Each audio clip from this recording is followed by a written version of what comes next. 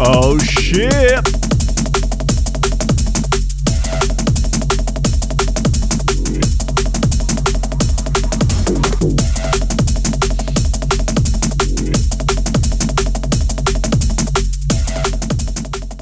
It's 10 AM. It's Friday, the 19th of October. And I am suited and booted for this shit. This is episode number 20. We've done it. We've done a whole month. So I'm celebrating by dressing up in my Sunday best. Hope you lot appreciate it. Playing Kirill as the first tune. Oh, it's all going down.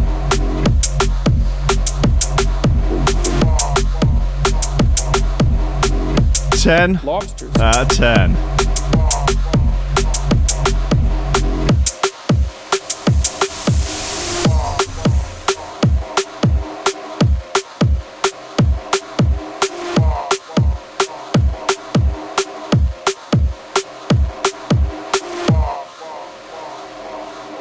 Ooh. It's 2 minutes past 10. It's Friday, 19th of October, 2018. We have survived a further month in the simulation, in the multiverse, on the flat earth, with birds surveilling us 24/7, Jeff Bezos looking into our homes, listening in on our private conversations, listening in on our private lovemaking with our partners, rooting through our underwear drawer, looking at the smalls, the unsavouries, the unmentionables. I knew my outfit would get some reactions in the chat, and they're coming in thick and fast. Ladies and gentlemen, people all across the flat earth, welcome to Coffee and Memes. Steady job and a couple extra potatoes, that's all I want. You're getting on, you're pushing 30, Sluggy. You know, it's time to think about getting some ambition. Oh, I always figured I'd live a little bit longer without it. Don't forget, kid, that what you're trying to do here is to be bright and chipper and entertaining and intelligent and sort of glitzy, and that's funny, and it's kind of cool, and it's interesting, and it's edgy, and all of that. It puts that facade of momentary charisma on you, and if you don't play that out, you actually fail.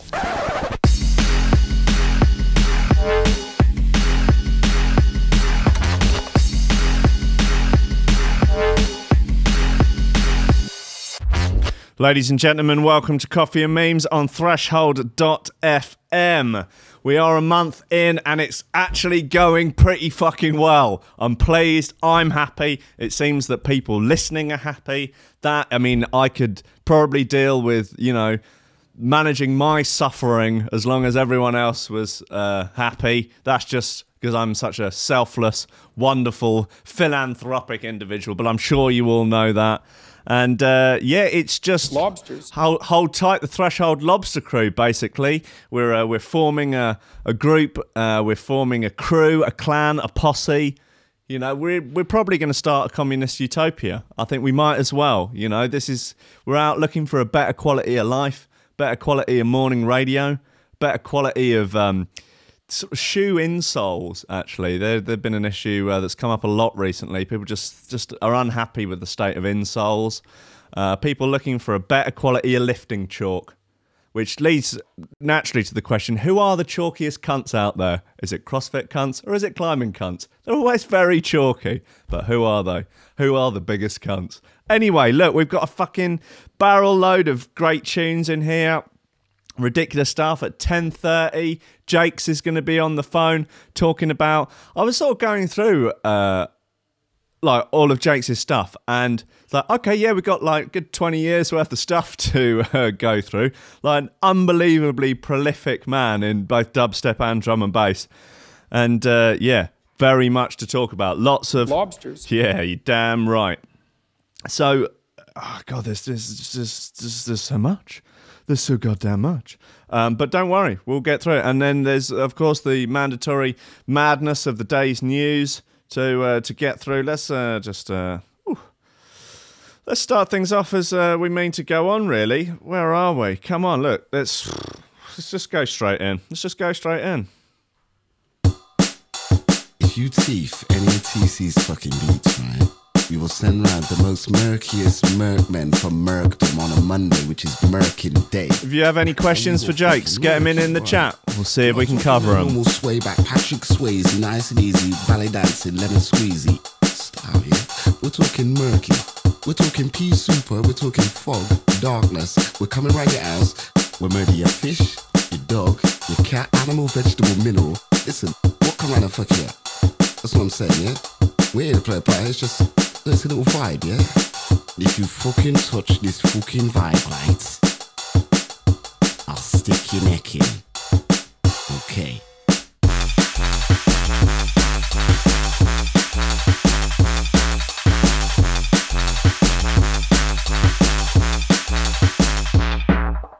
Deep like Titanic, make the dance panic. That 1 a penny, 2 a penny, vibe you can't manage. Bo, pure nasty habit, sadness I can't have it. Do your move, bust your star, rave or dance, swap it. Get a bit of hit a bit of get a bit of beat and flow, that's so savage. Uncle TC and Mr. Jakes has spells damage. We one fringe from here to Trinity, or we done flash it over, breakbeat, SB, salsa, or dub garage. Hip hop, it'll leave you stiff dead in a carriage. 2 to the head, 1 to the leg without a ratchet. Wrap your head around this socket, you can't knock it. It's the rough, rugged, ever ready, raw, core classic. Titanic, make the dance panic. 1 a penny, 2 a penny, but you can't manage. You're nasty habits, sadness, I can't have it. Do your move, but your star, if I dance rapid. Deep, Titanic, make the dance panic. 1 a penny, 2 a penny, but you can't manage. You're nasty habits, sadness, I can't have it. Do your move, but your star, if I dance rapid.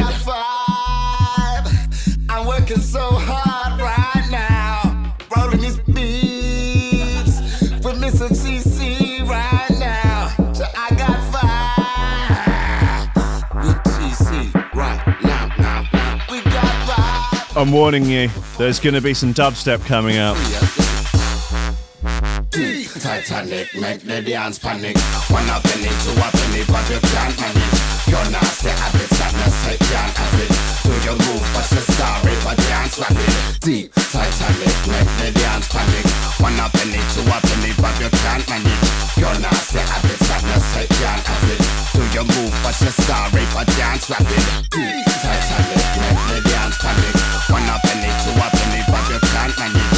You're nasty habits, sadness, I can't have it. Do your move, but your star, if I dance rapid.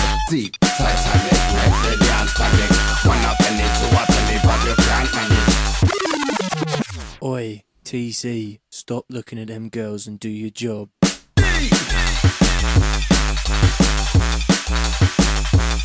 TC there, talking about himself in the third person.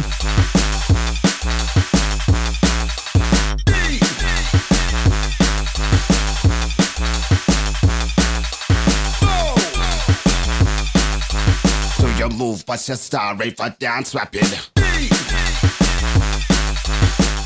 Alright. Let's get into the serious news of the day. Canadian arrested for smoking cannabis just 1 hour after weed was legalized. Woo! Lobsters. It was only a matter of time until people took things just one step too far, wasn't it? An hour, to be precise. That's the amount of time it took for one Canadian to get arrested for being high as a kite.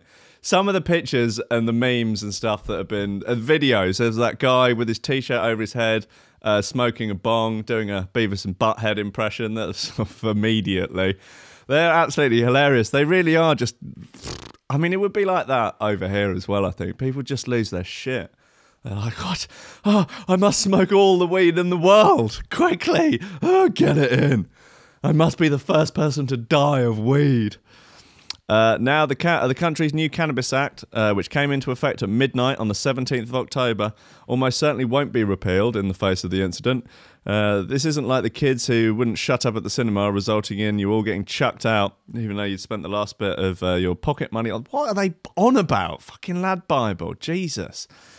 So the long and the short of this story is one wacky Canadian was just in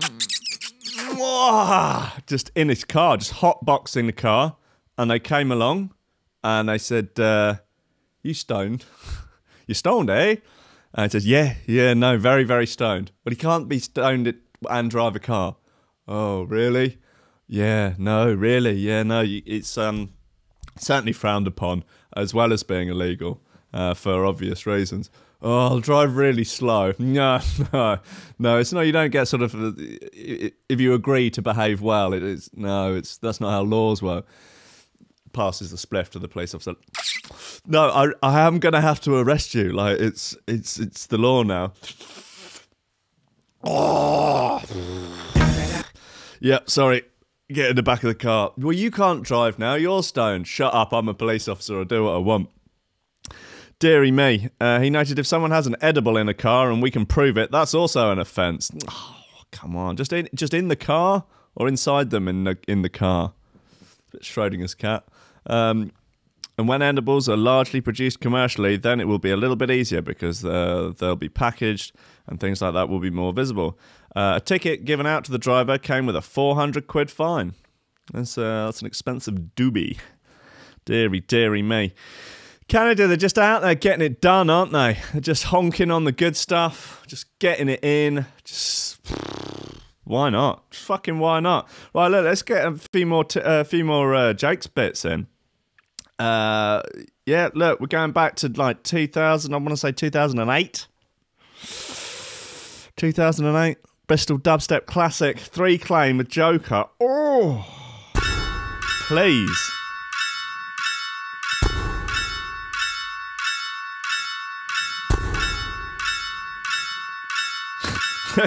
There's a shortage of weed in Canada already. No one's passing it.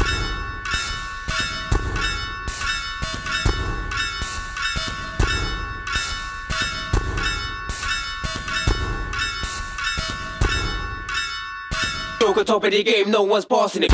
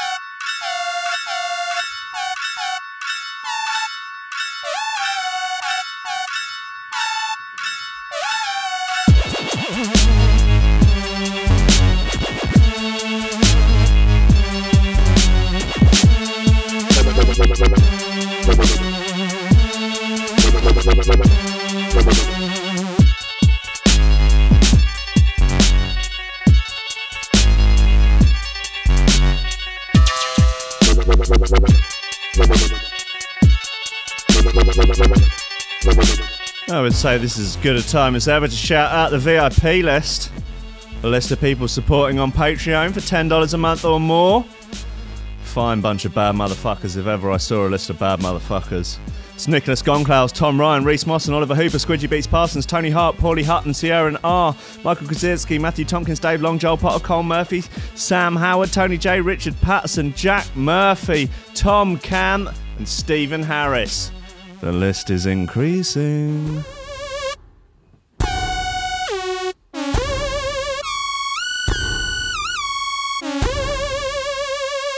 That is 3 clean, it's Jakes and Joker.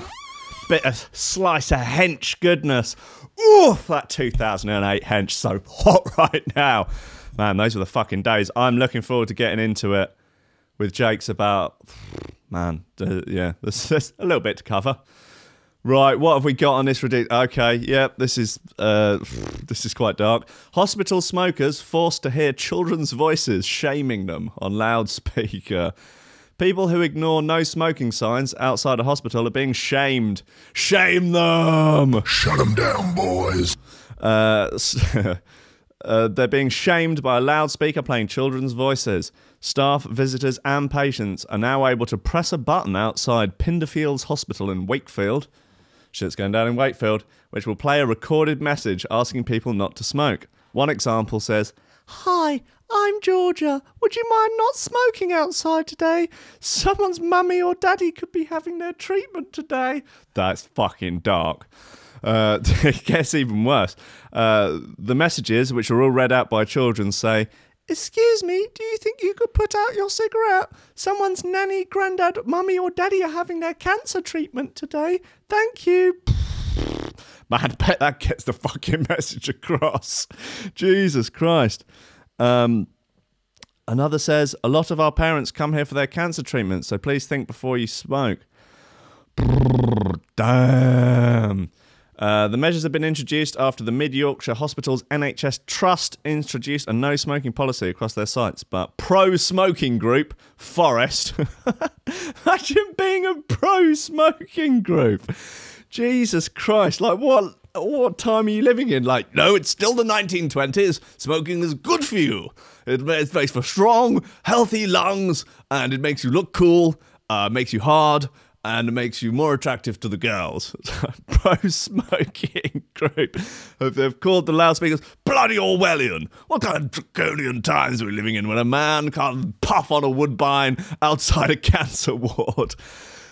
This is wild. Simon Clark, director of Forest, told the BBC, "A better solution is a comfortable smoking area away from the hospital, with fine Chesterfield sofas, a humidor, whiskey on tap, and fine lasses and wenches serving up the beers." A smoking area away from the hospital entrance, but not so far that it discriminates against those who are infirm or less mobile, but still want to honk down a cancer stick. Ian Brodie, not Ian Brady, general manager of the facilities at the trust, said, "We've introduced the system because it's vital that we take every possible step to discourage smoking." Fair enough. Patients and visitors include newborn babies and those arriving by ambulance. Often have to pass through cigarette smoke at our hospital entrance, which is totally unacceptable. It is a bit ridiculous, isn't it? Like, of all the places you could be having a fag, I'm sure you can probably hold on, can't you? Bloody Nora. Right, let's get more Jake's tunes on. What we got? Murder Star, let's do it. Fucking hell.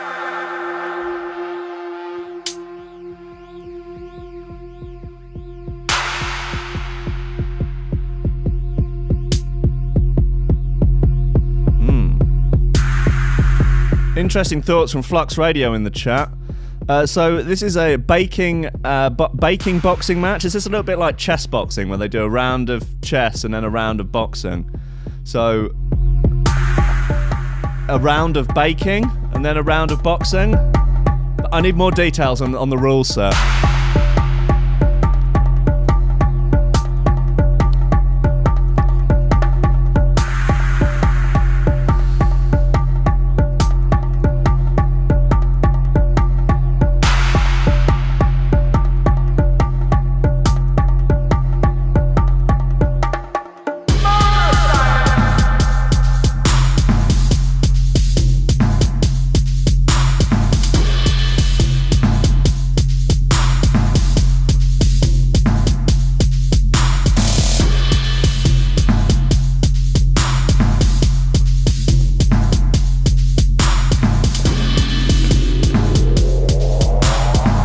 Yeah, I want to know how you would win in the baking round.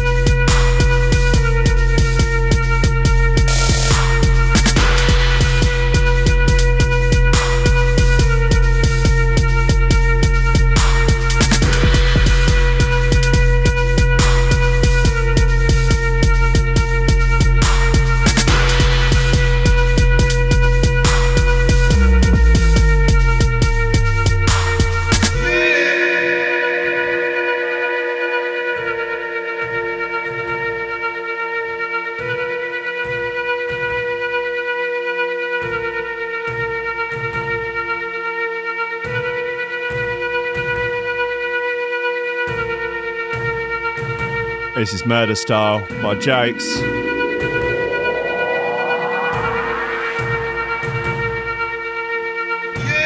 Filling your daily quota of deep dub. Whew. Right, the rule set on this baking boxing is hotting up in the chat. Basically bake off, but with a barroom brawl round in between rounds, judged by Hollywood and Joe Rogan, whilst Noel Fielding sits in the corner pelting them with pingers. Decent. That I could get behind that.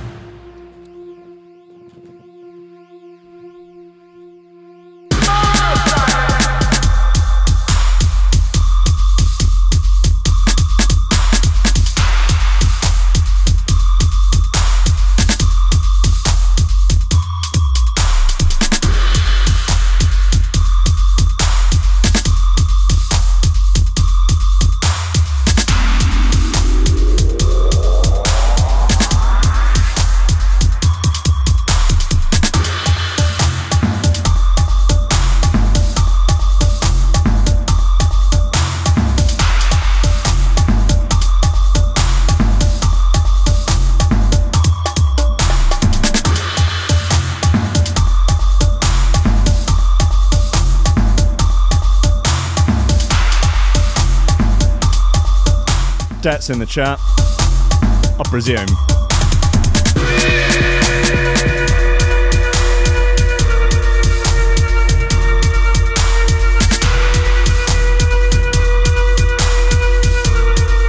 As Murder Star by Jakes. That's a fucking banger. Yeah, I'll have a bit of that. Right, look at this. There's a new TV show. It's Gino D'Acampo, Fred from First Dates, and Gordon Ramsay.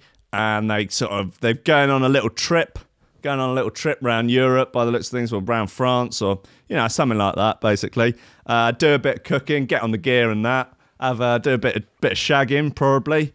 I mean, they're probably all married, but yeah, look at them. You can't keep these fellas down, can't you? Look at the rough, pure testosterone pouring out of D'Acampo's face.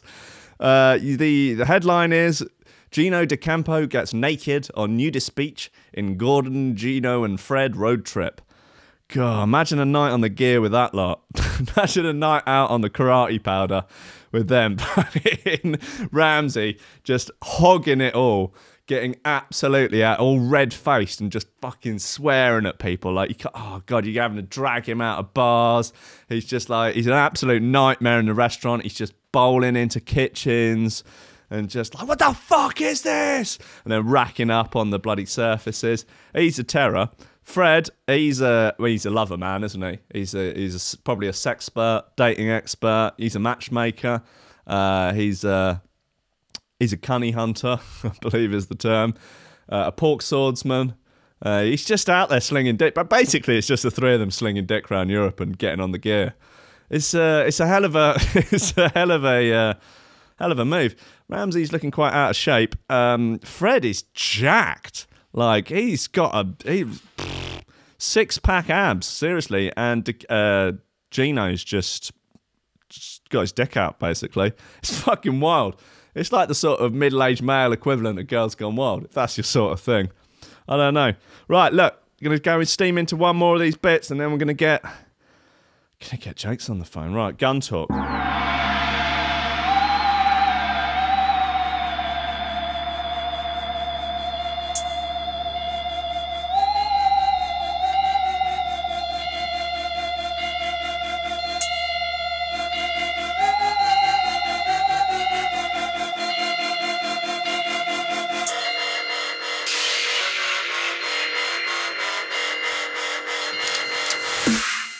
Dog, one. Dog, no nothing. No man, no nothing. Shot fire down there, people say them see smoke and come out of yard, that boy, I'm locked in. Hey, them better make sure me get it. So who the you there on there? Come from no plane him come from, I don't care where him come from. But the blood clot things that go on boy, man, make them a slip and a slip and a slip and a slip. No more bumbo clot fuck you, and I'll get to it. Yeah, when you try, make sure me get the blood clot.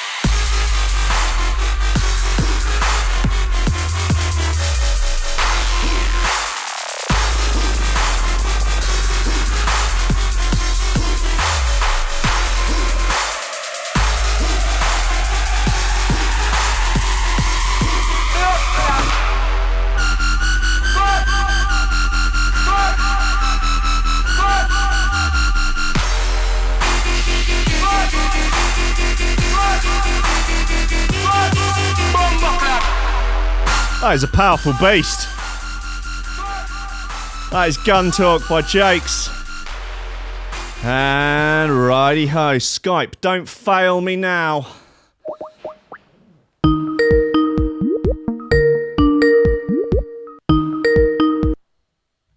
Hello.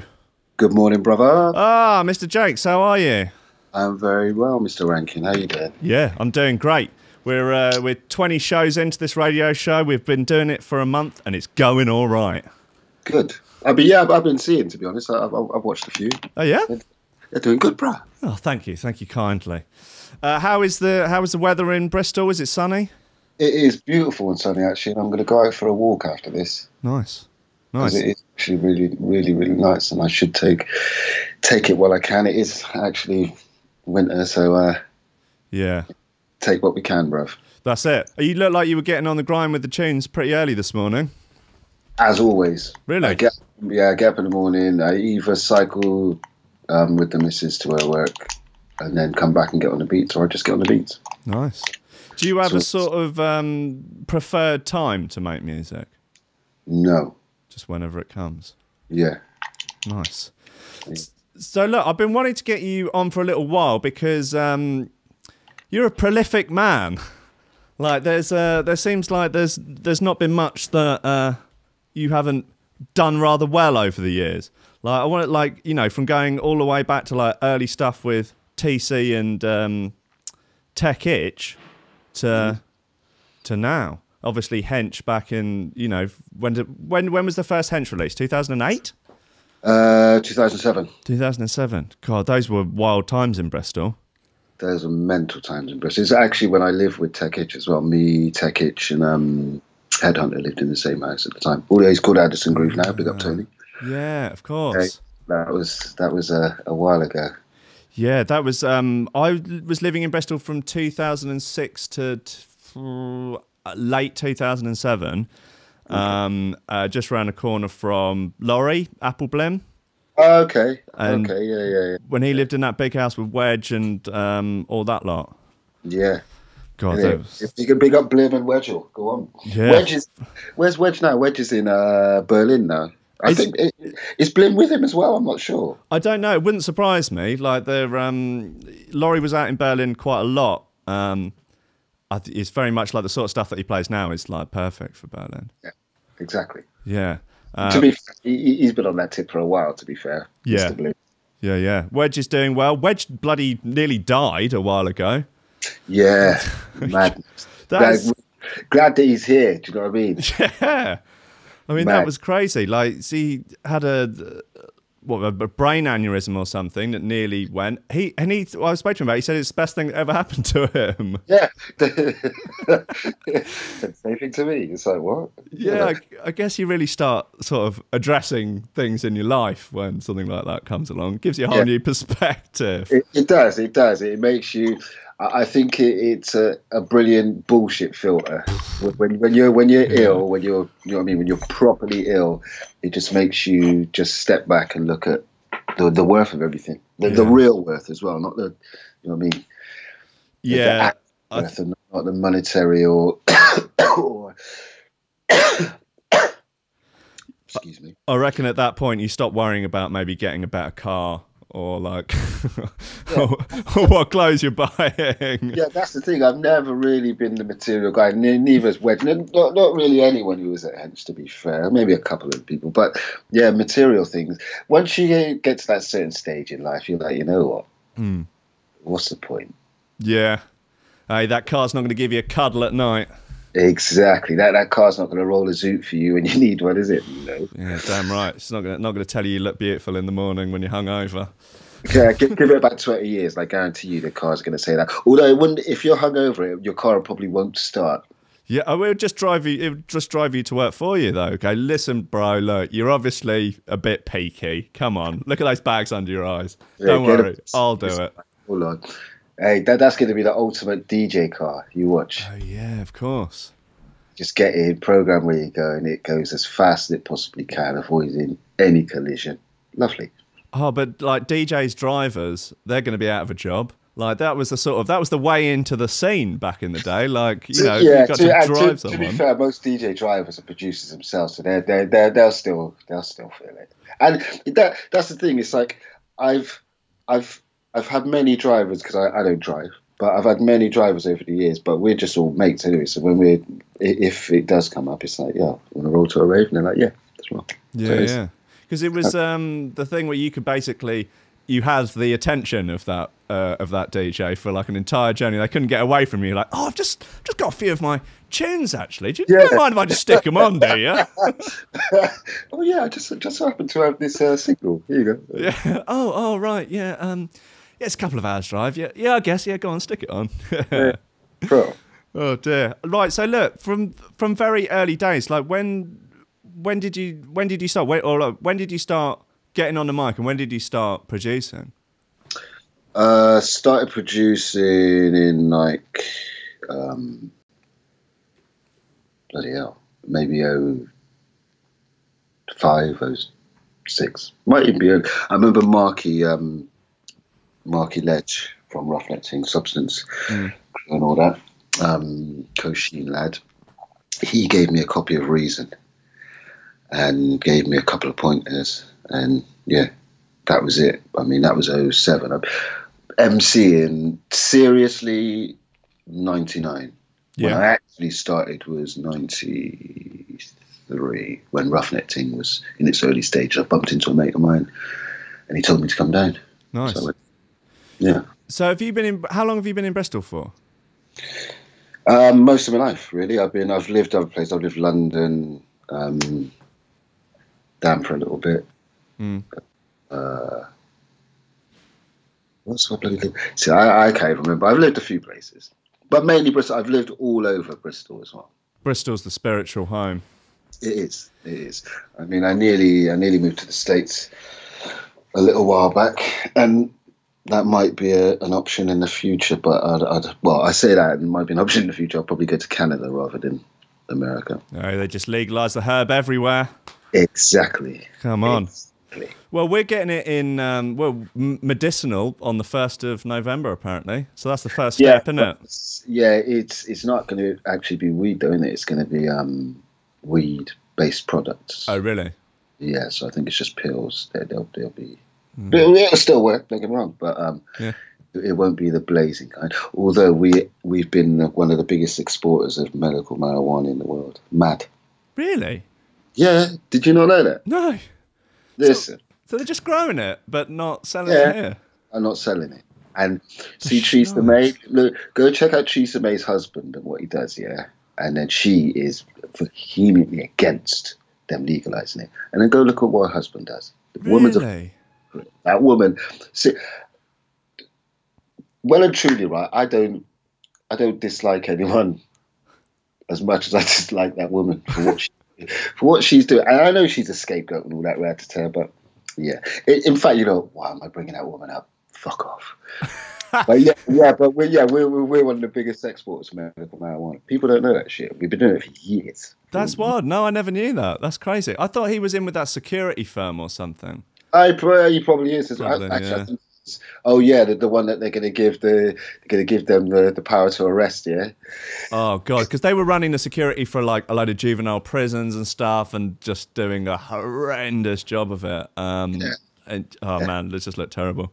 Good luck, any G4 guys trying to arrest me, yeah? Because I am telling you now, and you can take this as a promise and a fact. Any of you guys trying to arrest me, yeah, it's not going to end well. Just letting you know, because you're jumped up security guards.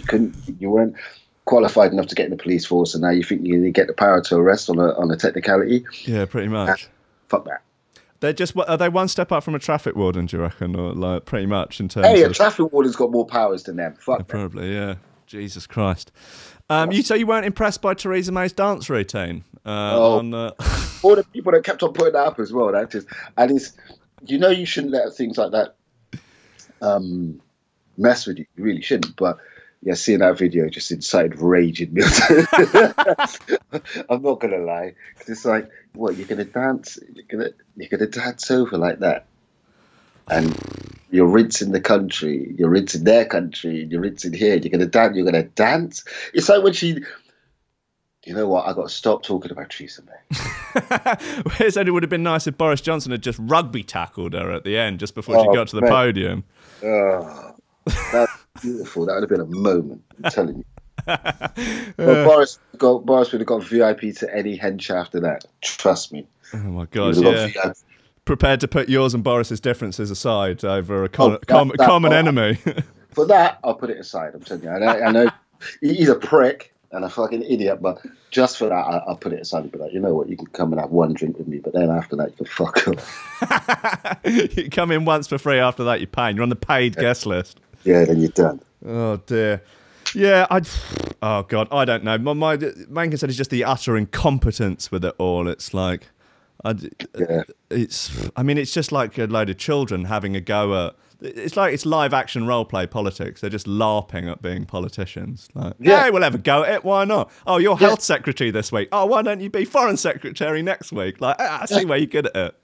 Yeah, it's all distractions, man. It's all distractions. I'm telling you, they're having fun, and they're having fun at our expense. Yeah, that's the truth. Right, look, let's get off this. Let's get away from Theresa May. We'll go straight into the political end. Let's leave that alone. We're not going back there. It's done. Put it under the carpet, pinning it. Dear me. So, okay, like, seriously, getting on the mic at roughly 98. Mm-hmm. Then, when did you start? What was the first track that you featured on? Bloody hell.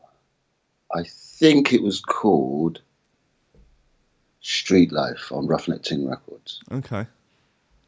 I think that was it. And then there was something with Hazel, a girl called Hazel on the other side, if I remember correctly. Big up Hazel wherever you are.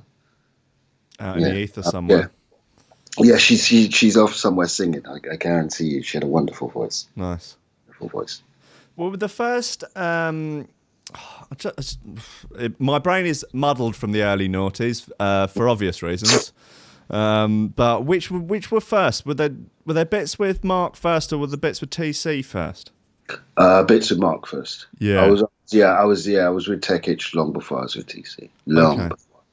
All right. It's that sort of 2000 to about 2005. A little bit of a haze. Little bit of a haze. It was a haze for me, I'm telling you. Yeah. So, first track with Mark was, I want to say The Calling, but I don't think I'm right. No. What was the bloody first tune I did with Mark? You know what? Soldiers? I'm going to type this into the computer because I have no idea. Hold on.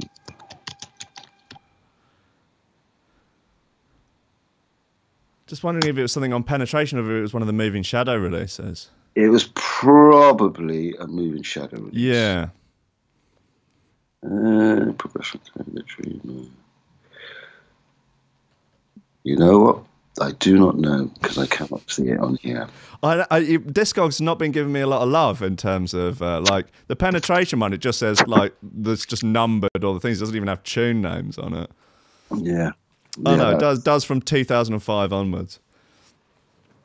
No, I don't even know. I'm gonna have to look that up actually myself. But yeah, it was there was something before The Calling. Was Soldiers before The Calling? Possibly, yeah. I thought it was 2005, maybe 2004. D-Bish remix was 2005. Man, that D-Bish remix is so fucking good. Like that one was the one that kind of cemented me as one of the big voices in the dark side. Yes. I mean, the original tune was really well received. But when D-Bridge did that remix, that's it. Everyone was like, "Yo, you're the dark side MC." No matter where I went as well, even when I went to the States, because they were big in America. Tech Itch, Mark, and Darren Dakota. Yeah, Dylan and all that lot were done quite well over there. Yeah, they did really well. Dylan's bloody living over there, covered in tattoos now, isn't he? Although he was covered in tattoos. I don't know if he's doing much drum and bass these days, though. I'm not no, entirely sure. I think he's a tattoo guy now. Yeah. I think he's an artist. Other like dark, like Too Shy seemed to be a lot of the darker nights. Too Shy is a don, and I will always have time for him. Because it was more the kind of it was less of the double time, lot more of the kind of, I don't know, powerful hosts. If you want to, I don't know, try and put a strange label on it. Yeah, it was just a more of a let the music breathe thing. But I'm not saying that the double time guys don't let the music breathe. But you know what I mean? Some people were just like, no, but there's a little bit more space in the music. Like, you know, if you go and Jump Up or something, there's a little bit more space. Like, if you're trying to do double time over a Current Value record, you're gonna have a rough time. Yeah, but you're gonna have a rough time. But I reckon there are a couple that can do it. Yeah, probably. Current Value's been making some kind of jump uppy bits recently on that Souped Up label that. Yeah, I tell you what, he makes just. The rate he makes tunes at is... Yeah. He kind of reminds me of me, to be honest, when I first started. Although I'm back on it now in the sense that I write a lot of music right now, but I don't release a lot of music. Yeah. But he writes so much. Like, I keep on seeing it. It's a wonder I haven't done a tune with him. Although, actually saying that, watch, after this is done, I'm going to hit him up and be like, yo, why haven't we done a tune? Yeah, good plan. Like, he doesn't have... I'm trying to think of when he's even had vocals of... No, not much. I don't think he has. Him and Panacea did a bit which had a female vocal in it, but it's more like fucking dark film samples. Yeah, exactly. Yeah, his Jump Up stuff. It's not. I mean, it's just his level of production is so intense. Yeah, that it's like he can make what sounds like they're quite sort of lower key drums. Like they're not as like full spectrumy, but. Jesus, it's still like an absolute wall of sound. Yeah, that's what he does, though, isn't it? And he's really good at it. Yeah, I can't remember who I was talking to. Maybe Raiden was saying about like that he looked at one of his Ableton projects and he just had like about 5 compressors all in a row on one channel.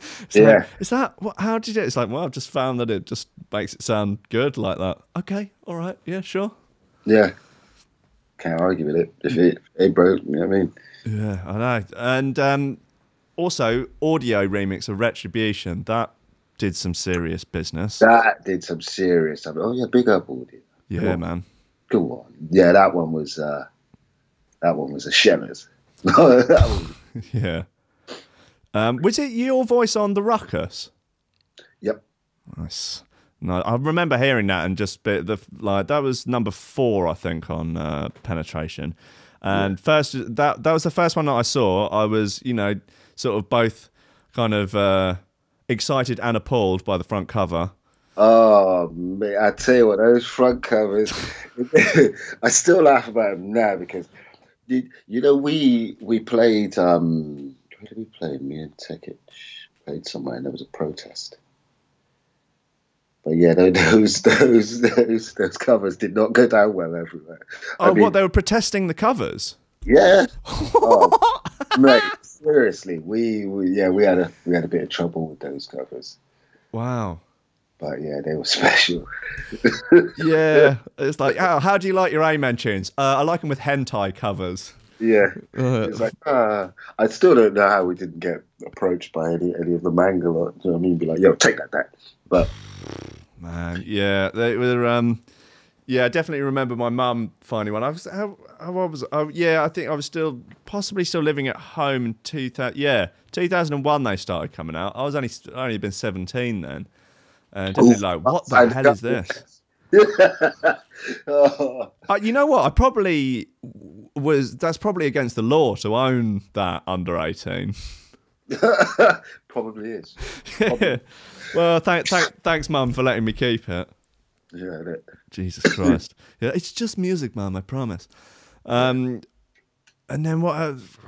There's so many. Life of Sin as well. Ridiculous. It just sort of goes on and on, really. Pressure Drop, The Calling, Calling VIP. I was playing those on. I'm sure you've seen them doing the show like with the old sort of vinyl retrospective, going through the early naughty stuff. And man, it's just like that. The Calling, the way like you've got like half the tune going with the ARP and everything, and it's just like, yeah, it's great, and then just suddenly switches like, let's just have a fucking raucous bit of amens as well. Yeah, just like yeah, okay, why not? Yeah, might as well. That tune took heads off, man. Yeah, it really did. Was it Tekich and Kamal? Yes. Yeah, it was, wasn't it? Yeah. VIP ridiculous as well. Just Kamal, one of my favourites, man. One of my absolute favourites. Was it? Was it Dom? Was it him and Dom, that Twisted City track, or was that Dom and Keaton? I can't remember. I'm not 100% sure. Some Moving Shadow, I think. No, I don't know. Good one anyway. Well, whoever it's by, it's just Dom and Roland and someone else. Yeah. So then, like a little bit of a out of the darkness into the slightly more light-hearted deep. Mm-hmm. Well, in between that, I was doing breakbeat stuff. Oh, really? Yeah. I did a lot of stuff with General MIDI, Stripe Fit. Did stuff with Timo Maas. Interesting. I didn't know that. I mean, yeah, I guess when was that? 2003, 2004. I guess. Yeah, something around there. Yeah, because like New School Breaks was just like ubiquitous basically at that point. Yeah, and it was doing. You know what I mean, it was doing really well. I mean, it's kind of making a little comeback now, to be honest. Really? But yeah. There's a few heads rolling around. Take a look. But General MIDI were one of the premier outfits of what was Rennie Pilgrim's label. TVR, wasn't it? Yeah. Oh, TFR, TV. Yeah. The Thursday Club Records, TCR. There we go. I knew it was T something. Yeah. They were on there, and we did a live show called Staircase as well, which was their kind of more housey, and which was really cool. Right. But yeah, then and in between that as well was a little stint with Koshi. Yes. Yeah. Stuff with Marky and Darren and Sean and that lot. Then I met up with... How did I meet Tom? I'm wondering if it was through David Carboni. Okay. With the plugin guy? Yeah. Yeah. Well, the Australian dude. He lived here. He lived here for a bit, and then I think he's back in Melbourne now. Yeah, I did some presets for his synth. Okay. Actually, I need to hit him up. He's done a thing recently. I think Scalar. Okay. That plugin, which is for musical scales basically and chords and stuff. It's a MIDI thing. It's really, really good. Yeah, I think so. Wow. Okay. Go on, Dave. Yeah, him and the Loop Masters lot, the plugin boutique lot, are absolutely smashing it. Okay. Yeah. Breakbeat became about, I don't know, I want to say 2005, 2006. Breakbeat kind of became a bit of a dirty word, really. Yeah, it did. Yeah. It seems that when scenes become overly populated with sort of late 20s, early 30s men, then they sort of start to collapse in on themselves. Yeah. Yeah. Hence why I kind of fell out of love with dubstep for a little minute. Yeah, it was, I don't know, I want to say like 2012, 2013, when it felt like the Americans just took the ball and ran with it as far down the pitch as you could possibly run with it. It's like, well, where else have we got left to go now? No, the noisy end. That's where they ran. They ran to the noisy corner. To the bro. Yeah.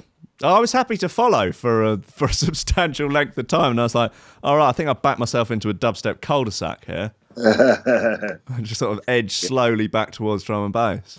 Yeah, definitely. It's kind of what I did as well, to be fair. I just took a back seat and just watched it all unfold. It's kind of, I mean, there's there's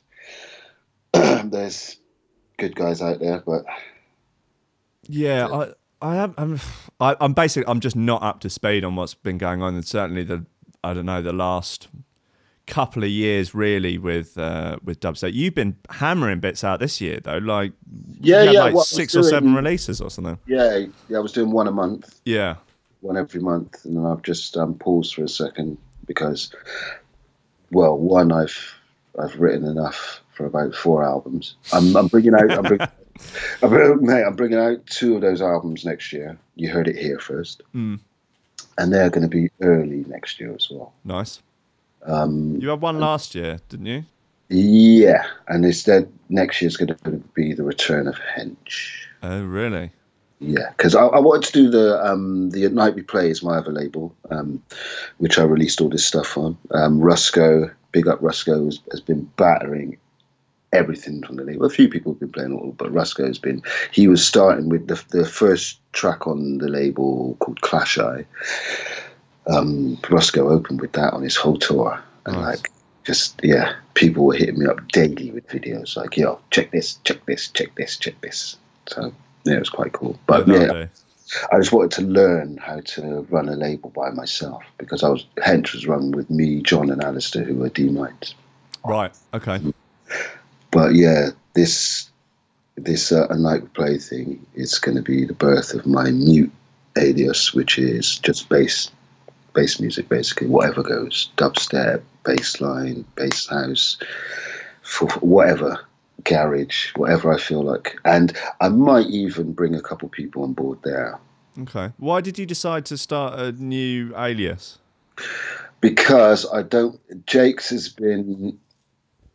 it's taken me a long time to build what Jake's is and who Jake's is. And I want this other thing to be not untainted, but just, kind of untainted, just pure, and a next bit freer step. Yeah, a next step from me. So you can't assume what's going to come out. Do you know what I mean? Because people see my name, they'll be like, right, dubstep tune or drum bass tune. Yeah, and that's it.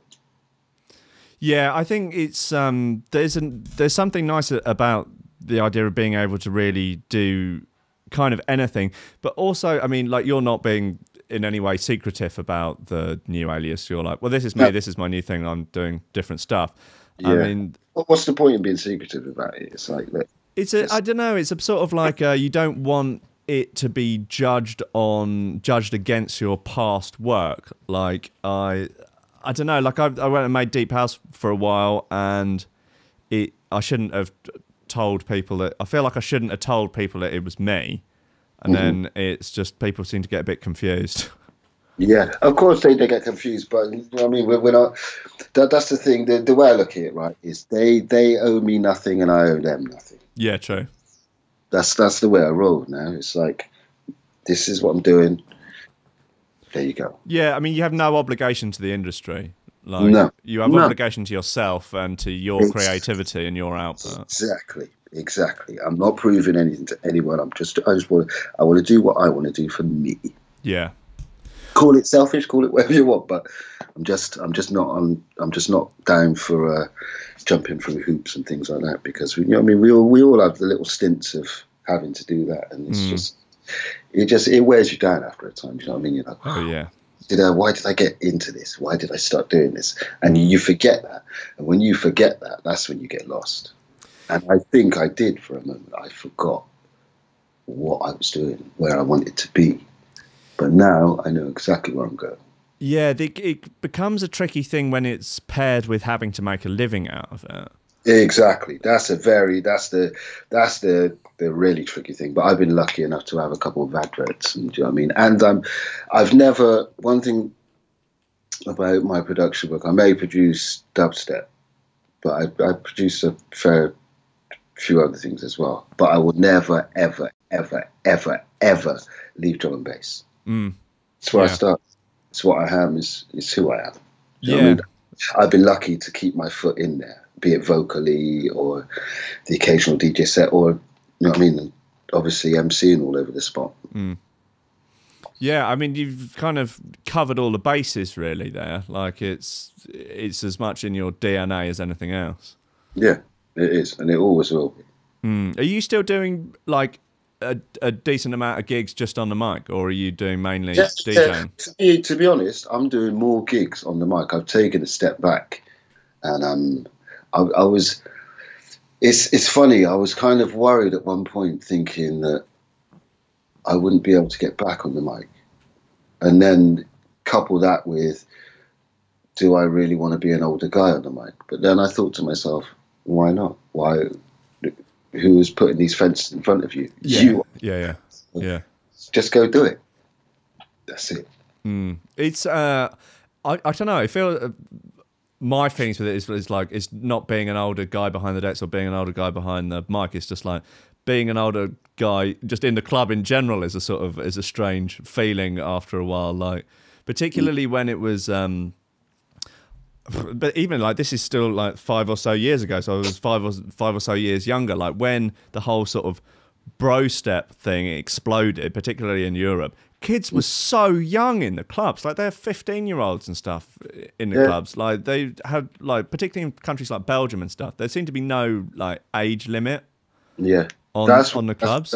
That's kind of why I took a step back from it as well, because it was like, wow, these kids are going mental, and it's a bit. Yeah, it's a little bit weird. It was the kids that found the music, grew up finding music on YouTube. It was a weird generation. Yeah, they didn't have the luxury of record shopping, I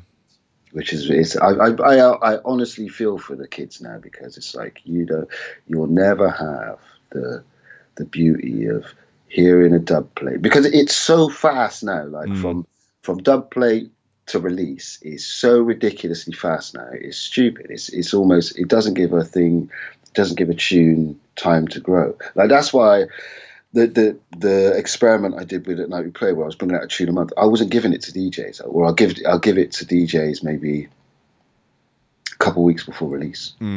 Just bam, and I wouldn't give the dubs any time to build up on road. I was just releasing them, bam, bam, bam, bam, release. And luckily, but kind of planned as well, DJs were just still playing them anyway, because they'd only had them for a few weeks, and then you'd see it on your sales and blah blah blah, where you'd see a certain DJ will go DJ somewhere, and then the day after you just see that little spike. Yeah, you're like, someone's played that somewhere, someone's played that somewhere. It's like, cool. Yeah, people aren't really, particularly the buyers, I think, or listeners. I mean, the only people really buying dance music now are DJs buying stuff to play out if they're not on the appropriate mailing list. But no one's interested in a build-up promo period or a sort of like, or anything. People just want it immediately. It's not like, oh, my new tune's out in 3 weeks. Like, no, tell me when it's out. Yeah, and then exactly. tell me when I can have it. Yeah, they're not interested in 3 weeks. They're not that. They just want it now, which is, it's kind of, I don't want to say rude, but yeah, you know what I'm going to say? It's rude. Rude. Yeah. Let the tunes build. Do you know what I mean? The kids nowadays are lucky enough with the internet that they can get a tune from a guy across the other side of the world. They'll get it, bam. You know what I mean? You can Skype him, easy, done. You're lucky. You kids are lucky with what you got now.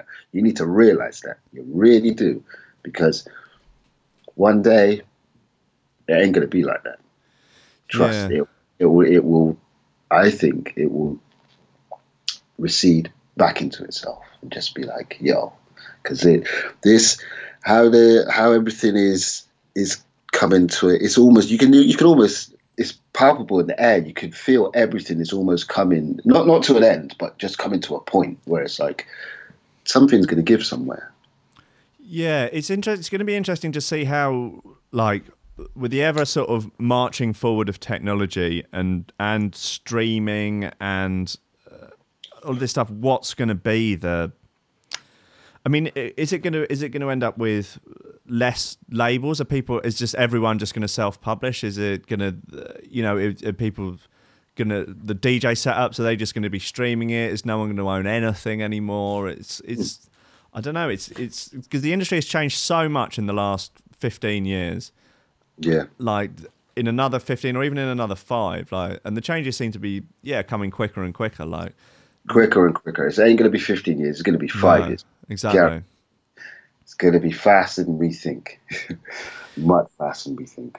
Yeah, I mean, I think there'll always be a little bit of push back. Like, people are kind of going back a little bit more towards vinyl now, which is nice. Cause it's good to see.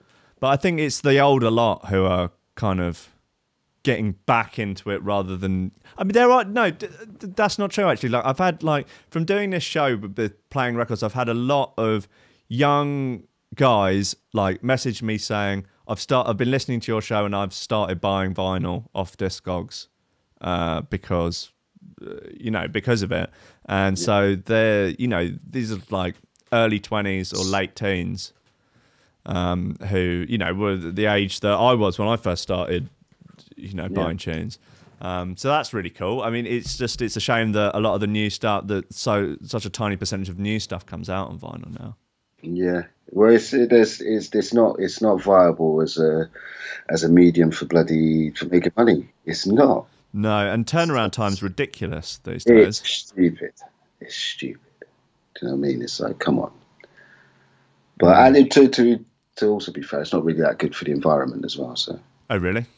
Yeah, records. Yeah, producing them is long. But you can recycle them, can't you? I think you can. Yeah, you can, but even the recycling's a bit damaging. But it's. Oh, actually, no. Let me get back to this Discogs thing as well. Discogs is cool, but this is a message for all you kiddies out there. Discogs is cool, but there are record shops still out there. Go. Yeah, true. At home and click a button. And I know for some people it's your only means of getting these records. Just plan a day of it. Just, you know what I mean? Pack a lunch. When I used to go to Music House, there were times I went to Music House dub cutting when I wasn't even cutting any dubs.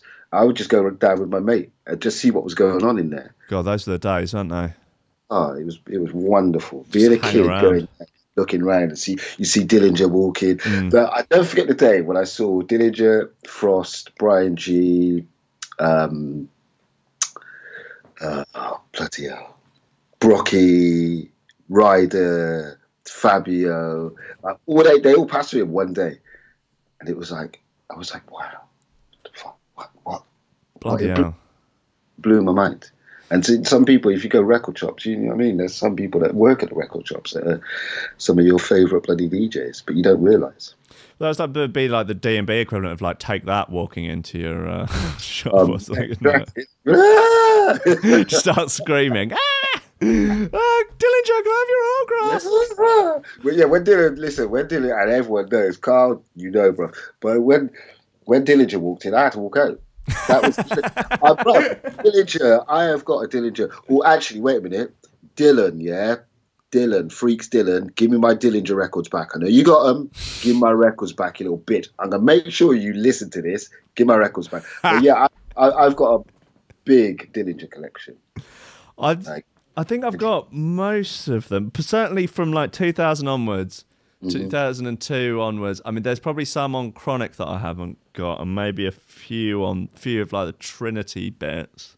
Did you get the Logic stuff? Oh, no. See, that's what I'm telling you.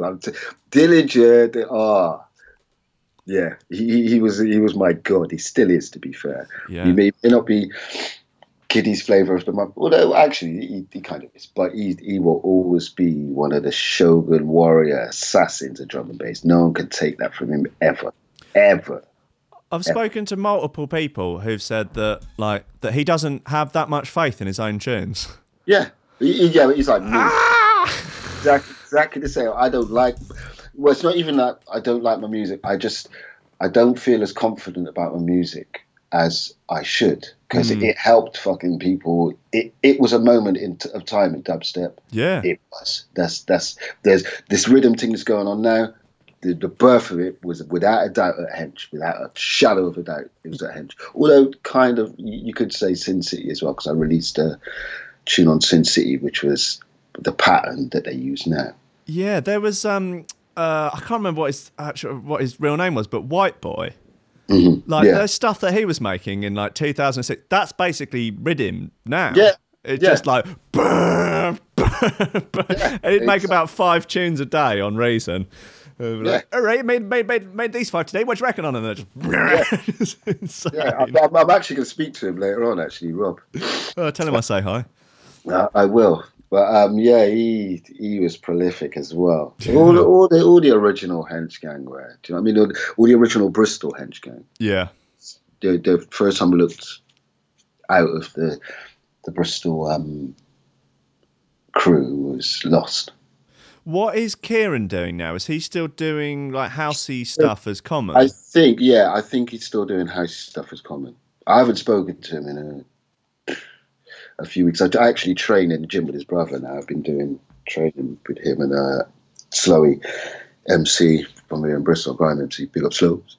But yeah, I think Ciarán is still doing the housing. As far as I know, he's still doing the housey techno tip.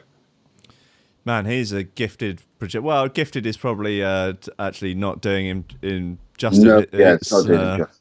But let's not swell his head anymore. He'll listen to this and be like, yeah. But no, he actually mixed down the my tune on Slowy's EP, because I can't mix anything down in this bloody room. But yeah, he's uber talented. It's funny.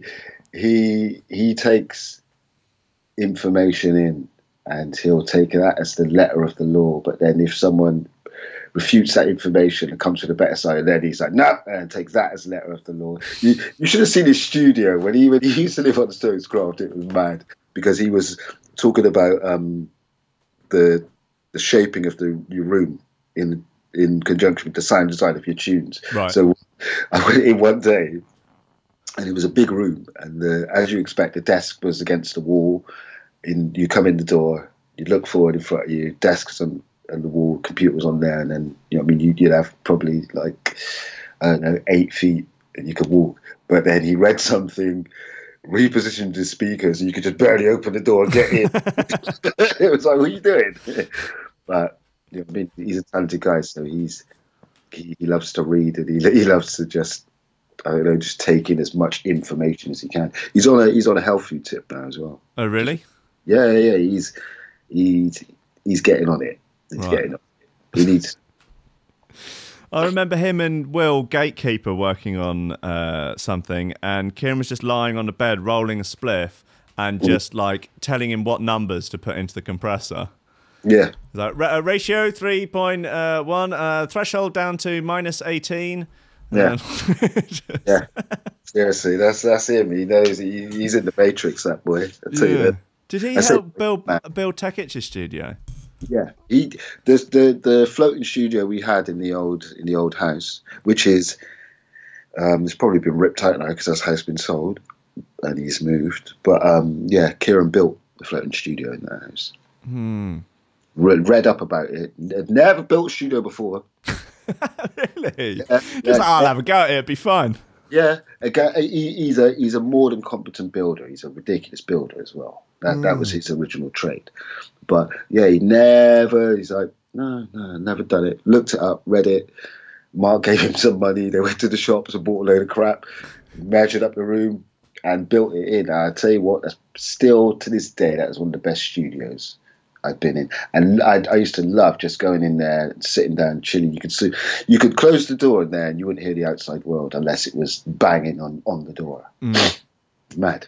That's what you want. You need that little sort of enclosed zone of creativity where you can just like, right, I'm locking myself in now. Like no internet, no distractions, just like, right, it's just me and the beats now. Fucking let's get into it.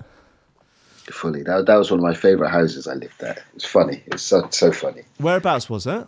That was in Shirehampton, here in Bristol, by Avonmouth. If you were to go under the suspension bridge and carry along Portway, along that road there, you'd eventually hit Shirehampton. Well, you'd hit Shirehampton, then Avonmouth. But yeah, we were in Shirehampton. Okay, so it was quite far out. Yeah. But we were linked with the train, so it was just like you brought down to the train station. Well, obviously we had the bus stop right outside the gaff as well, but down the hill was the train station, and that connected us from Avonmouth, then Avonmouth, Sea Mills, which is where we were, then Clifton, Redland. I can't remember where else it went after that. But down into Easton, and then Lawrence Hill, Temple Meads. Right. Okay. Yeah, Cock in between that as well. But yeah, so we were connected, but yeah, we were out of it. It was brilliant. No one came to bother us. Yeah, that's it. As long as you got a shop at the end of the road, you're fine. Yeah, it's perfect. So, are you going to be putting out the mute stuff on Hench? No. The mute stuff's coming out on At Night We Play. There might be some mute remixes on Hench. Right, okay.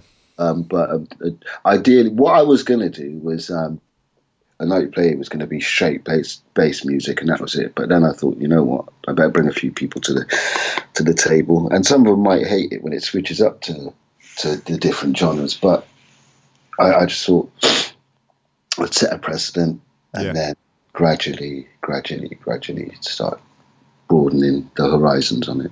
But yeah, there's not to say nothing will come on Hench, because I'm sure it will. But that is kind of why we've had the hiatus from Hench as well, because I was looking at the dubstep scene, and I, to be brutally honest, I wasn't liking what I was seeing. Do you know what I mean? That's just my own opinion, and I just took a back seat. I wanted to take a back seat and just go off and do some original sounding dub on my little label.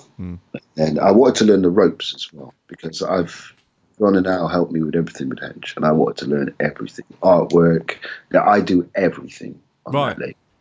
So I'm going to be able to bring that back to Hench now, and just they can sit back and I'll do everything. I've always liked the idea of trying to do as much as possible oneself. I mean, it saves having to rely on anyone else for a start. That's the thing. I don't have to rely on anyone. Artwork was done by me. I can like the Hench logo was designed by me. Right. Well, you know what I mean? There was John added. Well, it's funny actually. I told him what I wanted because I had the vision of it in my head. I'd already had the H tattooed on my arm, and I showed him the lettering, and then did a sketch of the Hench logo and put a crown on it. And he went away, come back, and he'd put a crown on it as well, because I hadn't sent him the sketch with the crown on. It was funny as hell. I hadn't actually sent him the sketch. He was like, "What do you think?" And I was like, and I sent him the sketch. He was like, "Oh." I was like, "Yeah." Yeah, there you go. Now, like, you must have shifted enough of those bloody hoodies with that on. Like, you couldn't move for them, like, for a few years. These t-shirts, which all come back. The downside of it was we were part of Chemical, right? And when that went down, that was where all our t-shirts and hoodies and everything were done. Did you lose a load of them? Or Yeah, well, we lost the screens because that's annoying. They took everything. Yeah. When they went into liquidation, they just took everything, took the screens a lot. So I get hit up daily for hench merch. Daily I get hit up, even though I'm not releasing music, and hench isn't, for want of a better word, isn't releasing anything right now. And I just like, yeah, I've been searching far and wide to get as good as a deal we had. And I just can't find one. Although I think I may have just, with a person I was talking to literally 2 days ago, I think I might have found someone to take up that mantle, which will be brilliant, because then we can start shifting all the hench stuff. It's like this new A Night We Play, the logo I did for A Night We Play. I actually got someone to do that logo for me. I've got orders for that T-shirt, and I haven't even printed any. Well, there you go. That's it. This is what people like. But people don't have to like. People don't pay anything for the music anymore. I think people like to feel. That is how you would initially feel part of a scene, or like feel like when you went to the record shop and you bought that physical piece of vinyl and took it back home. It's like, yeah, I'm now becoming a part of this community, this thing. But like having a Spotify playlist it doesn't feel the same. So it's like, to be part of the club, to be part of the tribe, like people are naturally tribal people, you know, for better or worse. Yeah, fully. And yeah, so merch is now, I mean, it always has been, but I think now more than ever is an important and integral part of building that community and base. Yeah, that's your merch is integral, and it's, I think, to be honest, these kiddies need to come back to the labels, because this is the thing that winds me up about Spotify. They put our music up, give us a fucking pittance for our music that we slaved over, and give themselves 6-figure salaries when they should be giving us our fucking money. That's why I reckon all these labels need to draw back from Spotify and be like, you know what, fuck, because Spotify's got us by the balls. That platform, I think, is,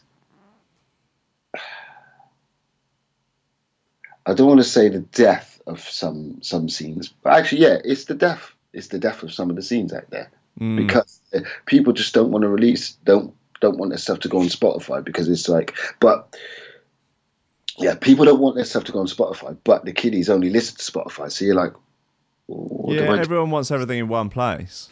Yeah. Do you know why the streaming figures the amount that they give out per stream is so low?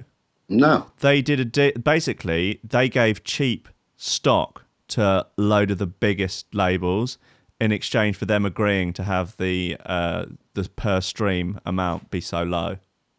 Really? Yeah, so like Warner and a few other people basically got really cheap Spotify stock as a sort of backhanded deal for them to agree to have their catalogues on it for fuck all. Right. And meanwhile, it's just fucked the entire scene, the entire industry. It's fucking wild. Wow. Yeah.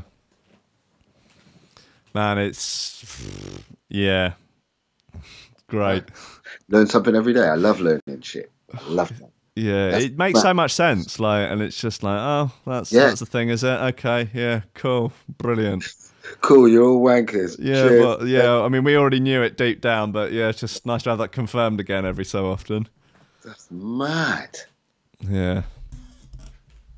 Sad reality. Yeah, but look, but the thing is, like, if we all went, oh, okay, we're going to take all our stuff off Spotify, like the amount of plays that drum and bass and dubstep gets comparatively to, you know, the major label stuff, is like they'll be losing like 1% of their thing. It's just a drop in the ocean to them. So I don't know. How do we stage this mass walkout? But would it do anything?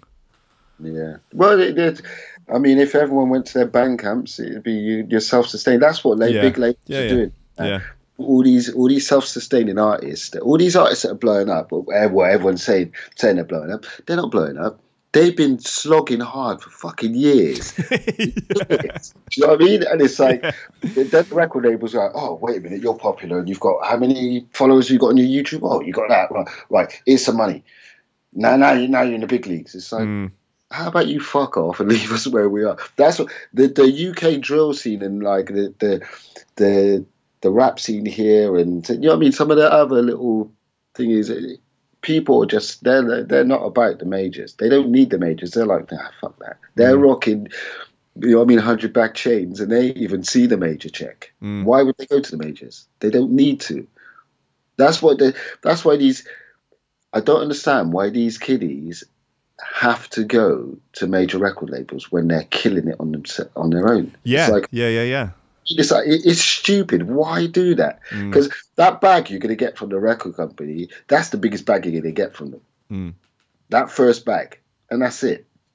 They're going to recoup that bag, guaranteed, and they're going to try every way of and taking even more than they recouped. And it's like, why sign a thingy that just basically just narrows your path of what you're doing? It's just it works. I say that there's a fair few. I say again, the UK drill scene. There's a fair few of them that like, yeah, fuck the majors. Yeah, I think there's more options now. Like no one had that option 10 years ago to go. No, I'm all right actually. You keep your advance. Yeah, yeah. It's brilliant.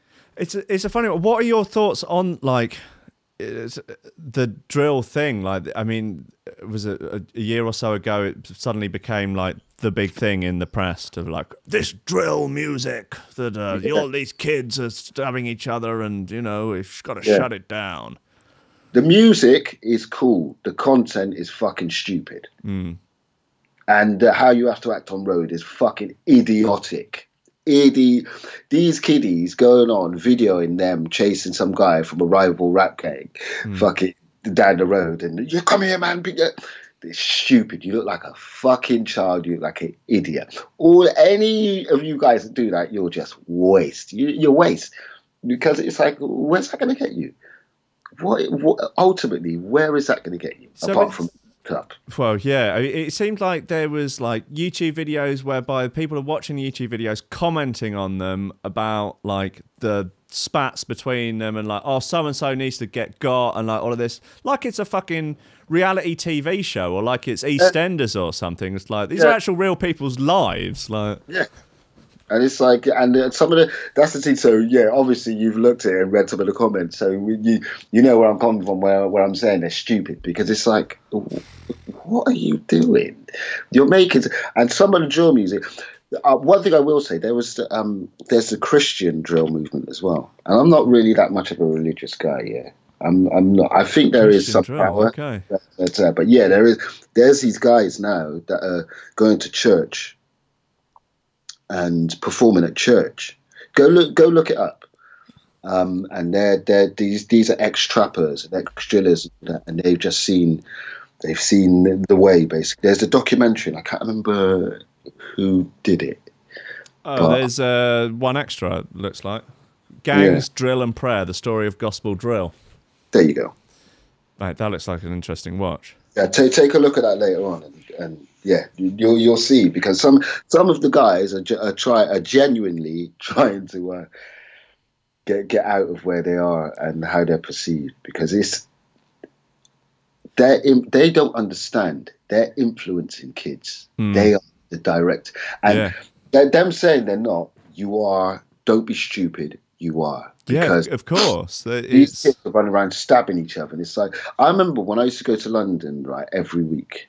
I go every couple of weeks now, but I used to go every week. Every week there was a stabbing when I went to Greenwich. Every single week, a different stabbing. I'll come out the tube station, there'll be a different thingy. Have you seen Red today? Were you here at this thing? And it's like, stop. It's mad. And I know they don't want to be associated with it, but you are. Your content is influential, and it is influencing. I think, like, I'm very much a free speech guy, but like I think when I've heard interviews and they're like, well, you know, it's other people's choice if they want to, you know, do this stuff, and like, oh, we're just making music, you know, we're just like talking about stuff that, you know, we relate to. It's like, you can't say that doesn't have an influence on people. Like, obviously, everyone has the choice of what to do with their own actions, but... Yeah. Well, the kids, to be fair, the kids are just as stupid copying them. Yeah.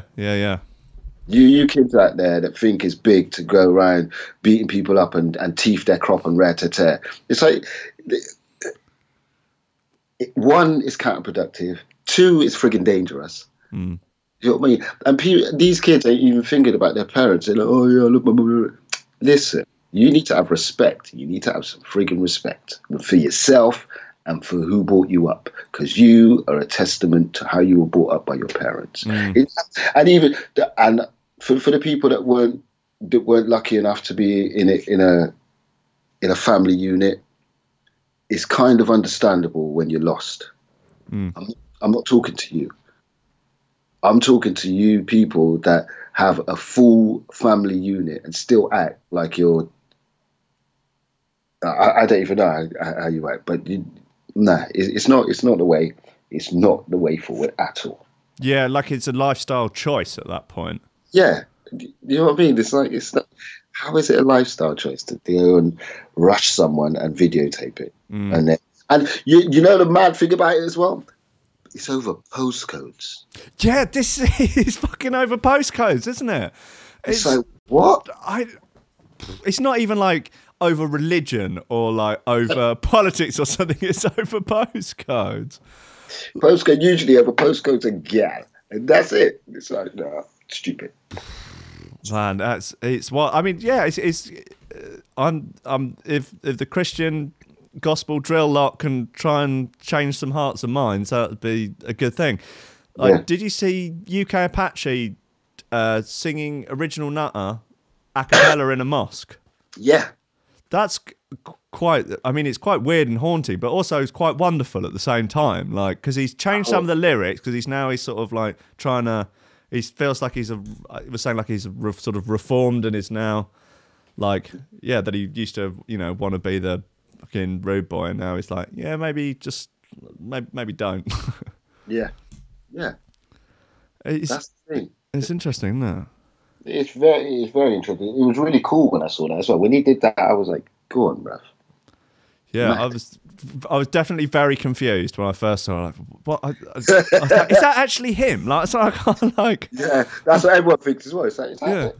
Yeah, it is. Yeah, but no, I think it's really cool. Like, yeah, I mean, the kids in there watching it do look quite confused. Very. Bless them. That's what we need. But, yeah, we can somehow marry religion and jungle into a positive experience for the youth. Hey, come on.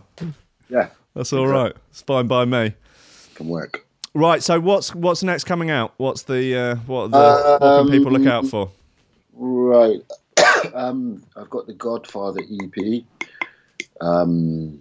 which is a couple tunes. There's 2 tunes. Me, and then I'm going to have a mute remix of one of the tunes. I'm not sure which one I'm going to do yet. I've already done a remix of The Godfather, but I'm not 100% sure on it.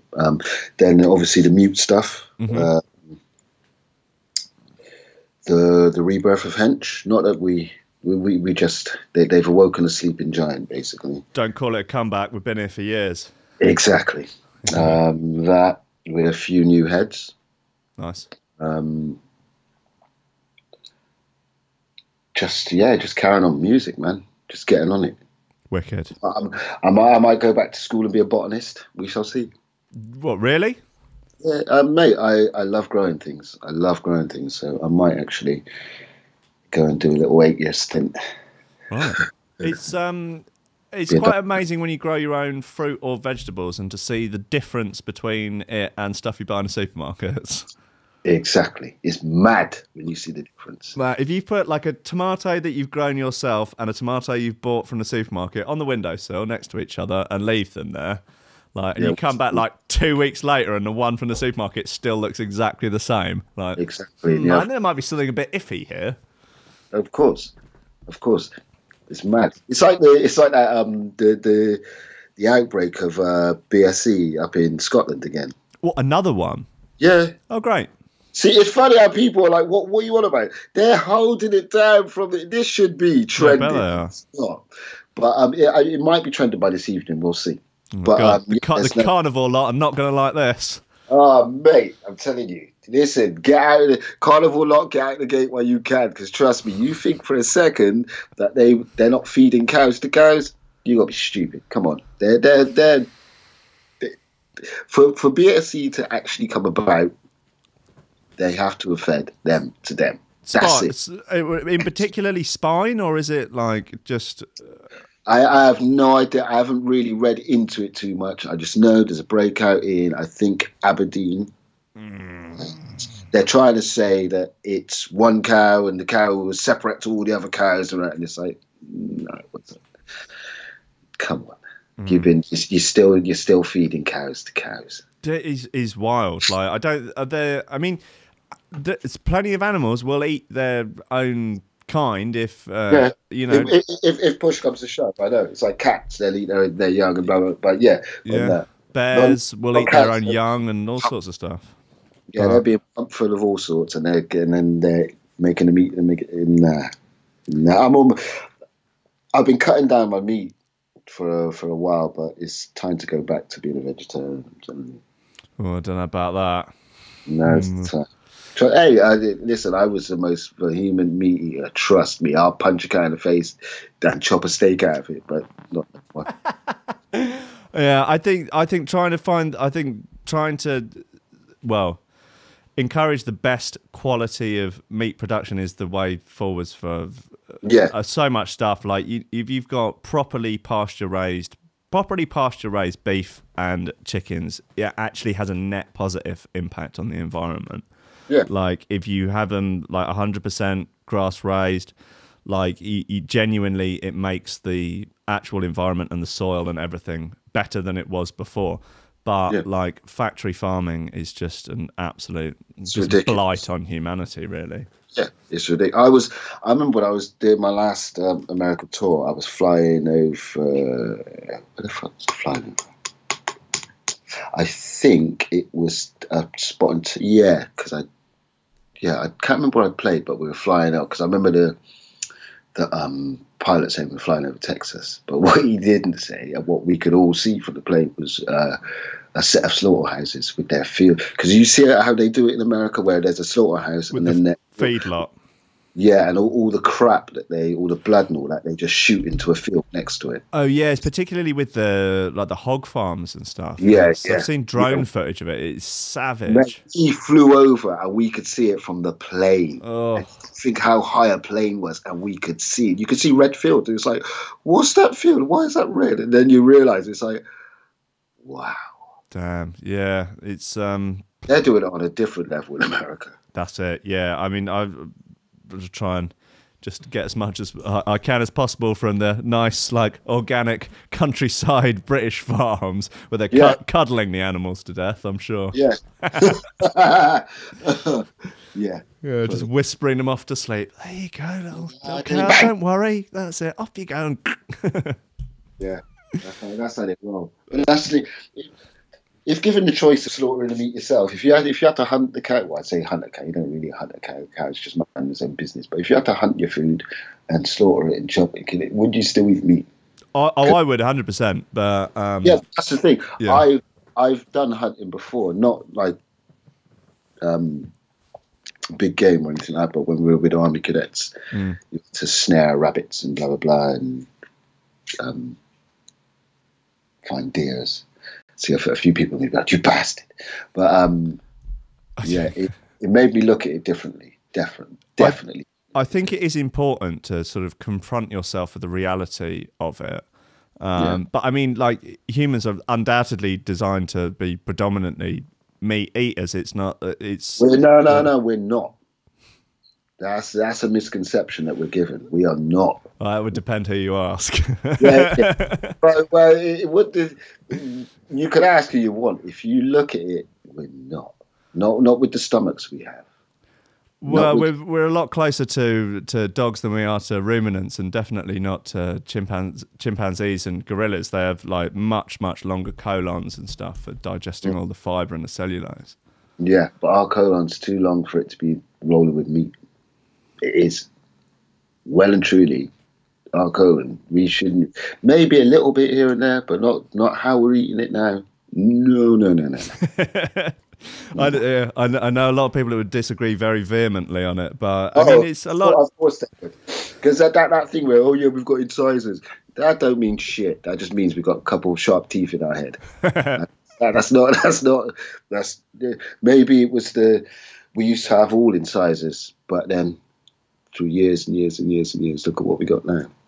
Yeah, I mean, I think one thing that a lot of people get very sort of, become real zealots about is the idea that there's like one diet that is the ultimate human diet for everyone, and that, everyone is different, like genetically and from all we all come from different places and different stuff and all have sort of different needs and kind of setups and systems, and like the idea that there's one like, perfect diet that if we were all eating we'd all flourish is, I think, is not necessarily a great way of looking at it.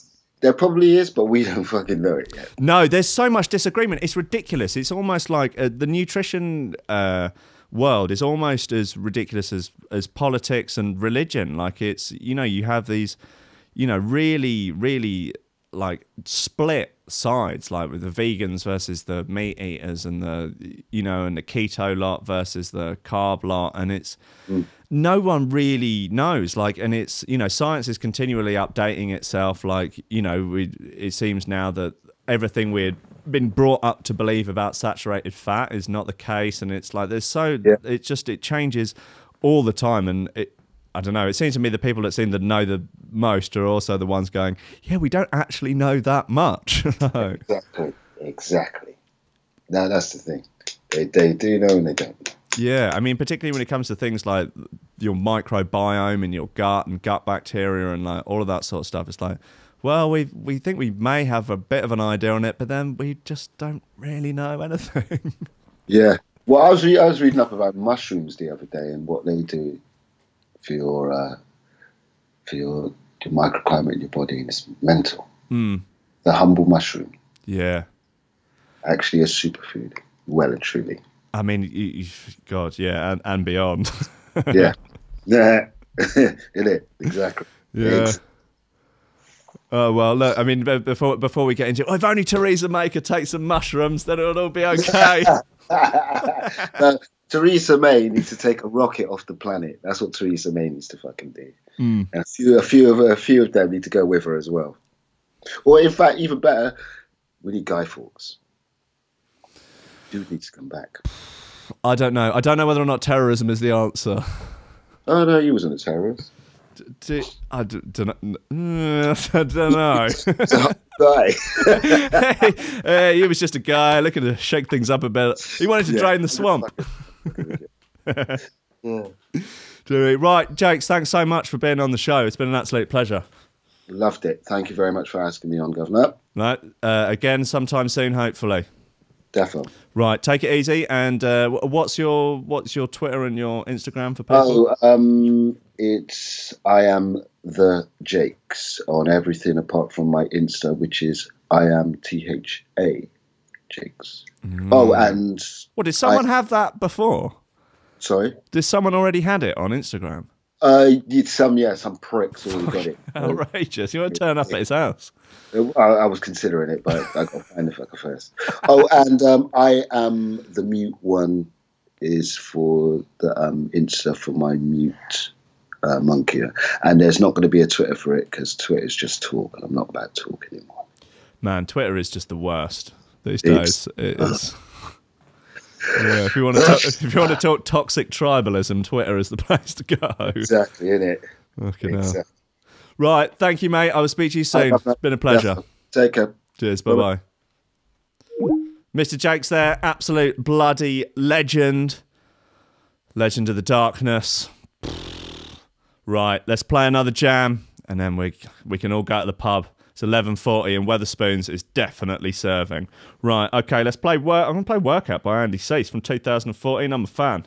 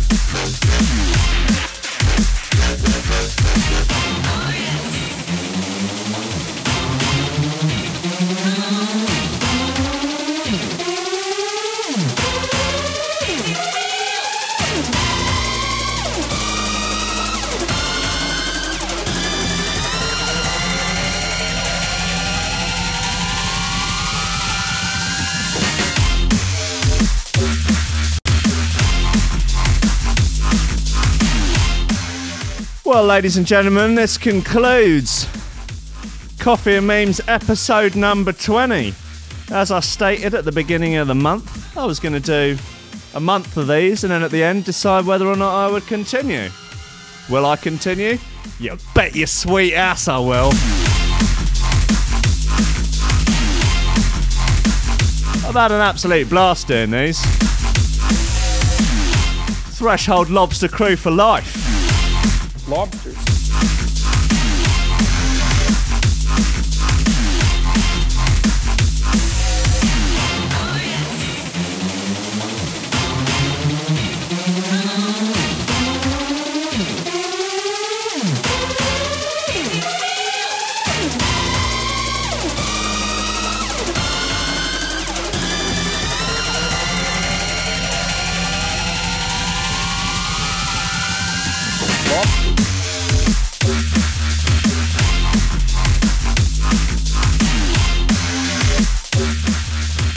Alright.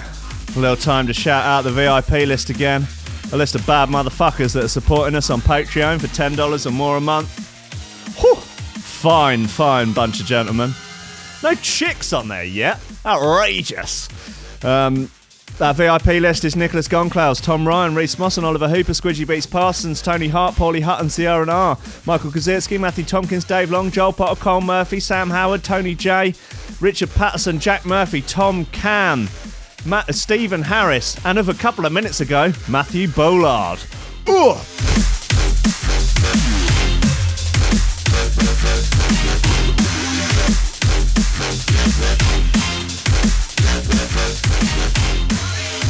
All right. That's a workout by Andy C. That's a good bit of fucking Friday morning gear. Well, I'm starving bloody hungry. I'm going to go and get me a breakfast. And I just want to say... Don't let your memes be dreams. But thank you very much for listening to the last 20 episodes. And here's to another 20. Here's to another bloody couple of hundred, I think. Why not? What would the world be like if I did this every morning for the rest of my life? Would the world be better? Would the world be worse? Would it turn into a Mad Max dystopia? Would it turn into a communist utopia? Would it, could we ride this post-capitalist train until the wheels fall off? Who fucking knows? But I'm going to try and find out. And I hope you'll come along for this crazy ride with me. Right, thanks so much for listening, everyone. I will see you on Monday morning at 10 a.m. for more coffee, more memes, more... lobsters. Don't let your memes be dreams. Increase the peace. Just be nice to each other. Just be nice. Do a couple of dingers over the weekend. Spoil yourself. See ya.